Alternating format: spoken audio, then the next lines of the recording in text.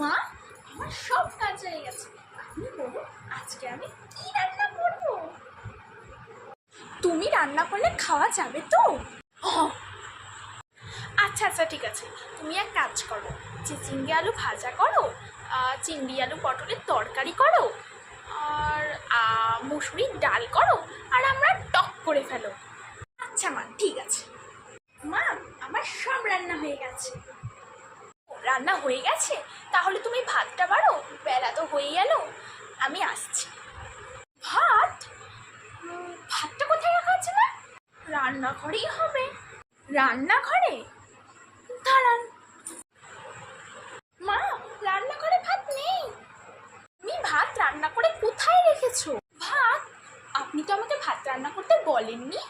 আপনি তো বললেন যে চিংড়ি আলু ভাজা করো, চিংড়ি আলু পটল তরকারি করো, মুসুরির ডাল করো, আর আমরা টক করে ফেলো।